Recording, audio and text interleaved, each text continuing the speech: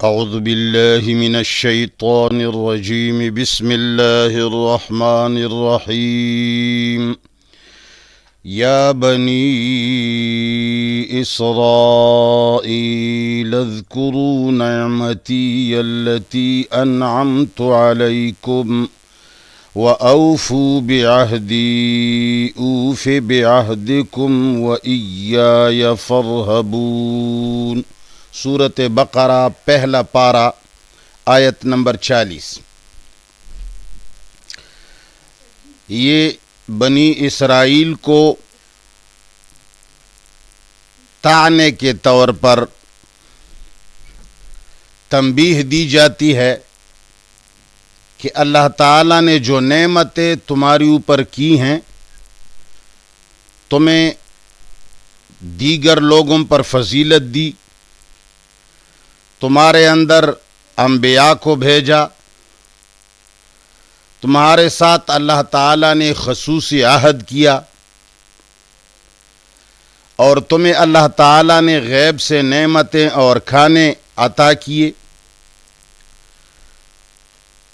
اور تم لوگ اس گھمنڈ میں ہو گئے کہ یہ ساری کی ساری فضیلتیں ہماری ذاتی ہیں، اور تم بھول بیٹھے اس بات کو کہ یہ فضیلتیں ہمیں اللہ تعالیٰ نے دی ہیں۔ تمہارا سر جو فخر سے بلند ہو رہا ہے، تم جو یہ تکبر غرور کرتے ہو، تم یہ بھول بیٹھے ہو کہ یہ سب کچھ اللہ نے ہمیں دیا، بلکہ یہ ساری نعمتیں، یہ ساری فضیلتیں تم لوگ اپنی ذاتی سمجھ رہے ہو۔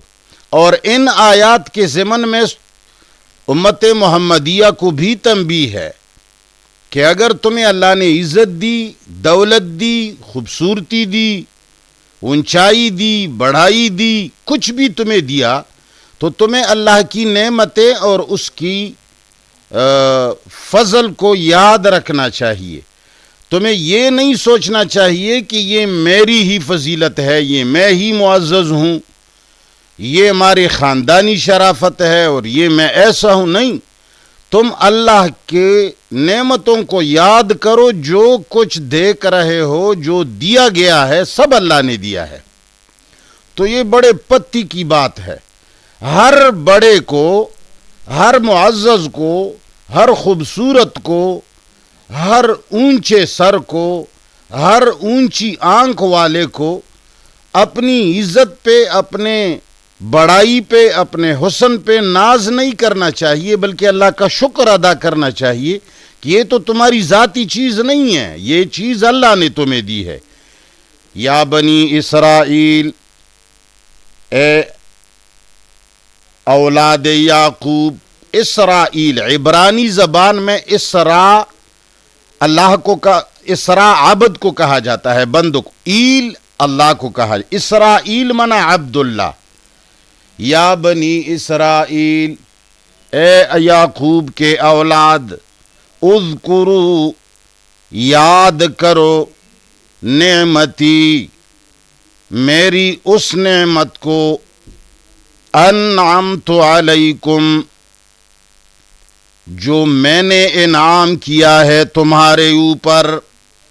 یعنی یہ جو نعمتیں تمہارے پاس ہیں، تم جو افضل القوم ہو، فضلتکم علی العالمین جو کہا گیا، اللہ فرماتا ہے یہ میری نعمت ہے، تم لوگ اس کو یاد کرو، یہ تمہاری اپنی فضیلت توڑی ہے۔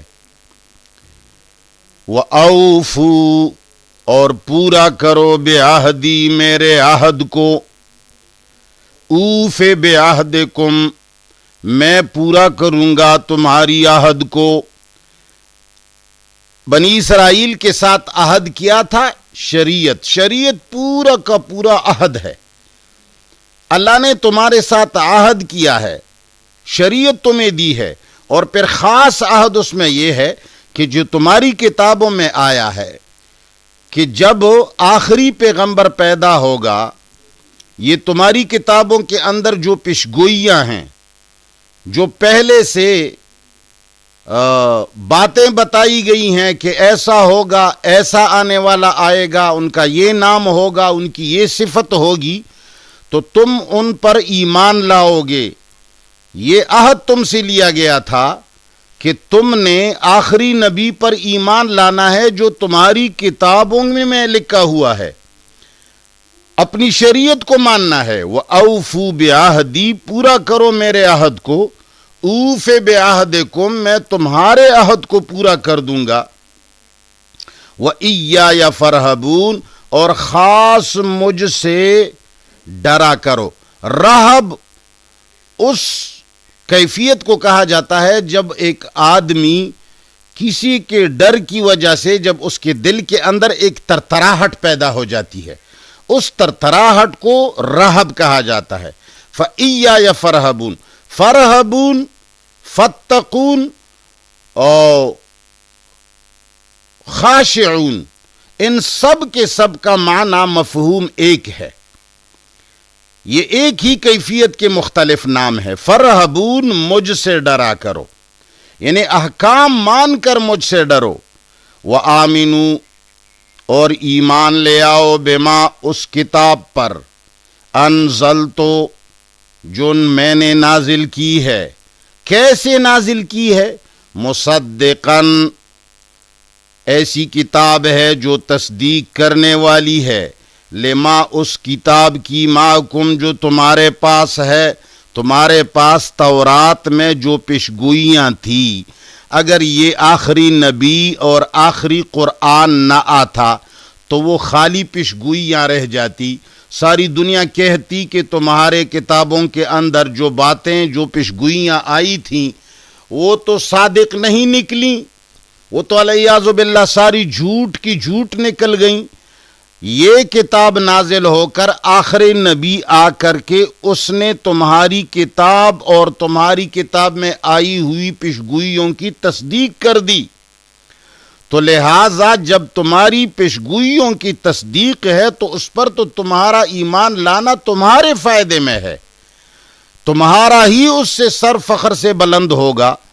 لہٰذا وآمنوا، ایمان لے آؤ، بما، اس کتاب پر، انزلتو، جو میں نے نازل کی ہے، مصدقاً، تصدیق کرنے والی ہے، لما، اس کتاب کی، معکم، جو تمہارے پاس ہے، ولا تکونوا، اور نہ ہو جاؤ، اول کافر، پہلے کفر کرنے والے، بھی، اس کتاب پر، اس کتاب پر پہلے کافر مت بنو۔ اول کافر، مضاف الیہ کے اندر جو نکرہ مفرد آیا ہے، اس کا معنی یہ ہے کہ تم اس پر کفر نہ کرو۔ اس کا یہ معنی نہیں ہے کہ پہلی کسی نے کی ہے یا نہیں، لیکن تم نہ کرو۔ اور اول کافرن کا معنی یہ ہے کہ پوری قوم کی حیثیت سے پہلے کفر کرنے والے تم ہو۔ مشرکین نے قوم کی حیثیت سے اس قرآن کا انکار نہیں کیا، کچھ لوگوں نے مان لیا، کچھ نے نہیں مانا، مگر تم تو بحیثیت قوم پہلے کافر ہو کہ پوری قوم در قوم نے اس کا انکار کیا۔ لہذا ولا تکونوا، اور مت ہو جائیو، اول کافرن، پہلے کفر کرنے والے، بھی، اس قرآن پر اور اس نبی پر، ولا تشترو، اور نہ لو، بے آیاتی، میرے آیات کے بدلے میں، ثمنن قلیلاً، قیمت تھوڑا سا، اس میں اصل میں نہیں فعل پر وارد ہے، نفی فعل کی ہوتی، ولا تشترو، تم فروخت نہ کرو، میری آیتوں کو بیچو نہیں، ولا تشترو بآیاتی، مت بیچو میری آیات کو، یعنی تم لوگ اس لیے اس نبی اور قرآن کو نہیں مانتے ہو کہ اگر تم نے اس نبی کو اور اس قرآن کو مانا تو جو لوگ تمہارے یہودی جو تمہیں سربراہ تسلیم کرتے ہیں، تمہیں مقدس مانتے ہیں، تمہیں شکرانے دیتے ہیں، تمہاری عزت کرتے ہیں، تمہیں سردار اور تمہیں شیخ اور تمہیں بزرگ سمجھتے ہیں، تمہارے سامنے عاجزیاں کرتے ہیں، تو تم ڈرتے ہو کہ یہ ساری سیادت اور یہ ساری ریاست اور یہ ساری عزتیں ہم سے کٹ کر کے محمد مصطفیٰ اور ان کی خاندان کی طرف ہو جائیں گی، پھر تو ہمیں لوگ خیرات اور صدقات نہیں دیں گے، پھر لوگ ہمیں کیسے رئیس سمجھیں گے؟ تو اللہ نے فرمایا وَلَا تَشْتَرُوا بِآيَاتِي، اور مت بیچو میرے آیات کو، ثمناً قلیلاً، قیمت تھوڑے سے کے اوپر، وَإِيَّايَ فَاتَّقُونِ، اور خاص مجھ سے ڈرو۔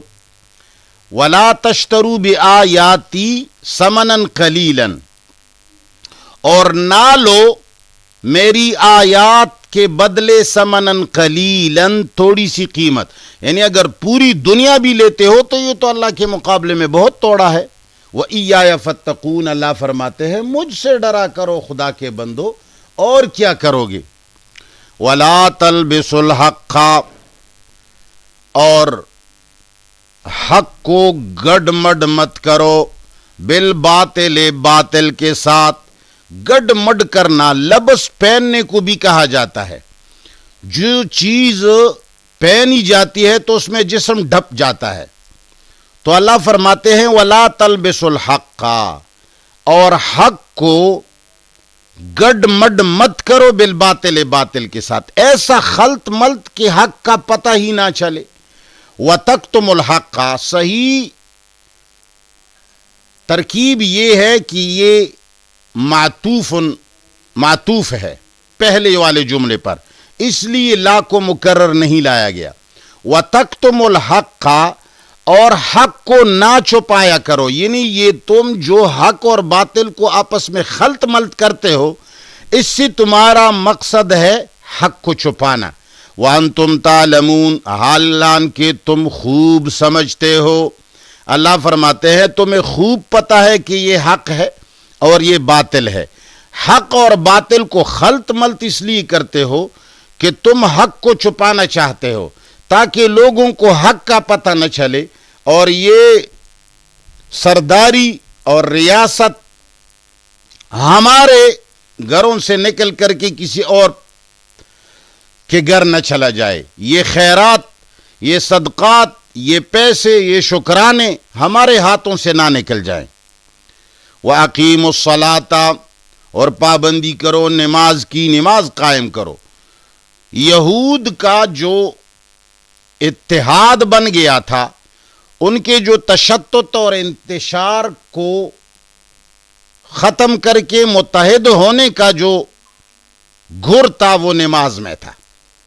اللہ تعالیٰ نے موسیٰ علیہ السلام کو نماز پڑھنے کا حکم دیا تھا، لیکن یہود نے نماز کی حقیقت ہی کو بھلا دیا، اور ان کے تورات میں اتنی تحریف انہوں نے کی کہ نماز کا نام و نشان تک ختم کیا ہے انہوں نے۔ وَأَقِيمُوا الصَّلَاةَ، اور پابندی کرو نماز کی، اس میں بھی جماعت کی نماز کا پہلو نکلتا ہے، جمع کا صیغہ ہے۔ وَآتُوا الزَّکَاةَ، اور دے دیا کرو زکوٰۃ۔ یہاں زکوٰۃ سے مراد سارے صدقات ہیں، یعنی تم سب چیزوں میں صدقہ دیا کرو اور پاک رکھو، جسم کو بھی پاک رکھو، مال کو بھی پاک رکھو، اخلاق کو بھی پاک رکھو۔ وَارْكَعُوا، اور جھک جایا کرو، مع الراکعین، جھکنے والوں کے ساتھ جھک جایا کرو۔ نماز کے اندر رکوع خصوصاً انہوں نے سب سے پہلے ترک کیا تھا، تو اس لیے اللہ نے فرمایا وَارْكَعُوا، رکوع کرو، مع الراکعین، رکوع کرنے والوں کے ساتھ۔ اَتَأْمُرُونَ النَّاسَ، آیا تم حکم دیتے ہو لوگوں کو، بالبر، وفائے عہد کا۔ بر ہر قسم کی نیکی کو کہا جاتا ہے، لیکن یہاں مراد وفائے عہد ہے، چونکہ اللہ تعالیٰ نے ان سے کہا کہ تم میری عہد کو پورا کرو، میرے ساتھ جو وعدے کیے ہیں ان پر وفا کرو، میں نے جو تمہارے ساتھ وعدے کیے ہیں میں ان کا وفا کروں گا۔ تو اللہ فرماتے ہیں تم لوگوں کو اچھی باتیں تو سناتے ہو، لوگوں سے کہتے ہو کہ عہد پورا کرو، اور حالانکہ خود عہد پورا کرنے کا نام ہی نہیں لیتے ہو۔ تمہارا حال یہ ہے کہ اپنی کتاب پڑھنے کے باوجود تم نے اللہ کو بھلا دیا ہے.